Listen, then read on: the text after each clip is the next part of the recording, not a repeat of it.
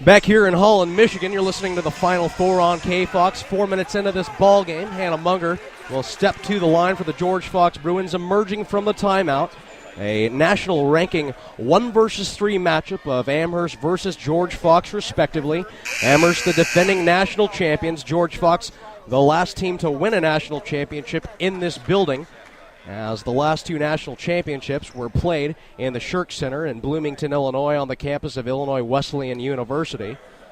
The NCAA Division III Final Four being played on a 2-year rotation at various Division III home courts. And Justin, another thing we haven't really talked about tonight is not only the matchup between the teams, but between the head coaches of both teams. Obviously, we know Coach Makey won 5 of 6 state titles at Southridge in the largest level of high school basketball in Oregon. But Coach Gromacki, he has an .870 winning percentage, which is the largest of any coach in Division III right now, and it's a tremendous mark as Hannah Munger drops that first free throw. Tremendous mark, and 2 just amazing basketball geniuses at the helms of both these teams. Certainly encouraging to see the Bruins, who shoot around nearly 63%, as Hannah Munger knocks down both free throw attempts. First 2 for the George Fox Bruins in this Final Four, and they take their first lead of the night at 6-5. Renner in the backcourt, buried against 2 Bruins, saves it ahead for Fiorentino. Lobbing way ahead left for Stedman to McCormick, back to Stedman on the left wing, tosses across to Renner on the right wing. She's driving through, throws across, poked away in the passing lane by Gordon, but she could not save it in time as she falls out of bounds. So Amherst will reset with 14 to go on the shot clock from their left front court corner. And this is zone defense at its finest for George Fox, doing a great job helping out.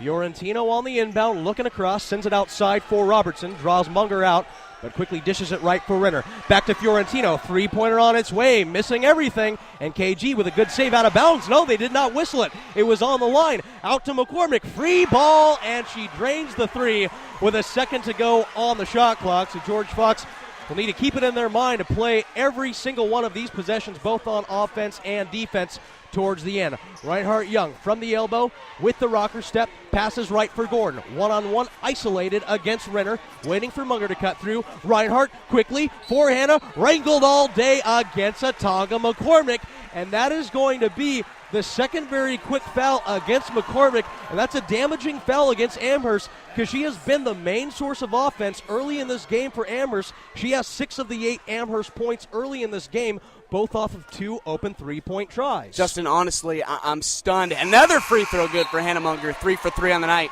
I'm stunned that Coach Gromacki is putting McCormick one-on-one against Hannah Munger. There was a double team very late, but Gromacki got tangled up in the arms of Hannah Munger. It's a good call down low, not a clean block at all. And here we see McCormick is going to take a seat on the bench, and Voigt will come out for the Lord Jeffs. It's certainly a deep team as Munger prepares for her second free throw. Jackie Renner will move up to the 4 spot, while Robertson will remain in that 5 spot. And how about this? Hannah Munger and the George Fox Bruins are 4 for 4 total from the free throw line early in this game, and we've tied ourselves at 8. Marcia Voigt is in to replace Atonga McCormick, who has gone to the bench with 2 fouls, the 5'8 guard.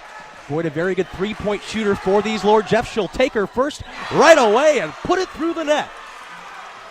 So Amherst goes back ahead, 11-8, on fire from behind the arc to begin this game, but the Bruins keep on feeding Hannah, and she'll strike once more, and just like that already, the Munger machine is in full swing, and the Bruins are down by a point. And I'd bet on Hannah Munger's shots going in more consistently than the Lord Jeffs 3-pointers, but man, are they shooting well from outside so far tonight. Dacia Heckendorf, the freshman, in for George Fox for the first time tonight. Stedman outside, feeding right for Voigt. She'll take another 3 from NBA range this time. Clanks off the back iron. Offensive rebound collected by Fiorentino. Lord Jeffs resetting. Stedman eyeing up for another one. Misses off the front of the iron, but that time a costly foul coming up against George Fox's Haley Cusick, who fouled the Lord Jeffs and Caroline Stedman in the act of shooting. So Caroline Stedman, who on the season for these Lord Jeffs is roughly a 73% free throw shooter, will head to the charity stripe for 3 in a row. And how about this for Amherst? 3 for 5 from 3-point range so far tonight. As Stedman's first free throw goes right through the net, as we would expect. But that one three-pointer where the Bruins were trying to block out after an air ball, and they just didn't fight through it. That's a mental mistake we talked about in the pregame show. Need to eliminate those and fight hard every single second. Stedman buries the next free throw, making it a 14-10 lead now for the Amherst College Lord Jeffs, with 14-14 to go in the first half of this national semifinal matchup. And she gets ready for the third of three and nails them all. And I beg your pardon, now that third free throw made makes it a 4-point lead at 14-10 for Amherst. Gordon with the ball. Oh, beautiful backdoor cut pass for Haley Cusick, but she lost control of the basketball, flowing out of bounds, and will go the other way. And something to pay attention to as well, Haley Cusick with that bandage on her right thumb. She sprained it a while ago, and I saw her shaking it again there, so can she control the basketball with that injured thumb? Renner working with the ball back up the floor, hands off behind herself to Voigt. She takes a look around, lobs high left for Fiorentino, looking across, and this time it's poked away by KG. Couldn't save it again, but KG being very active in that passing lane along the left side of the floor with 13:47 to go in the first half. And that left corner is a dead zone. Keisha Gordon's got it on lockdown. She's playing great defense over there. Fiorentino preparing for the inbound, eyeing up Stedman, but has to send it outside instead for Robertson. She'll pass right for Voigt, using the pick from Robertson, still penetrating, gives it on the give and go to Robertson, jumper on its way in and out, and the Bruins committing a number of costly fouls early in the first 6.5 minutes of this game against various Lord Jeffs who are releasing long-distance shots. And just, a little bit of contact on her hand there. That is a good call. Definitely had some contact on her shooting hand, but man, Hannah Munger about 2 inches from a block. Robertson clanks the first of two free throws, however.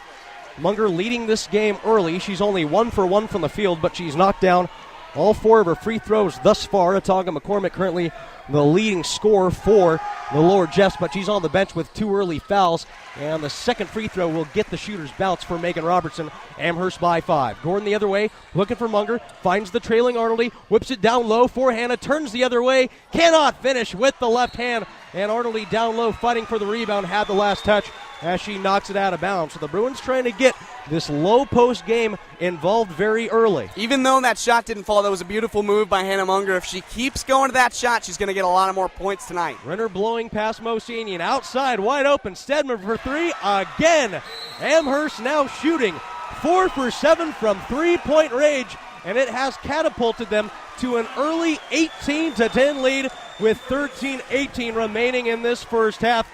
Guns a-blazing right now from outside for these Amherst Lord Jeffs, and Coach Michael Meek needs to take the George Fox Bruins back to the drawing board.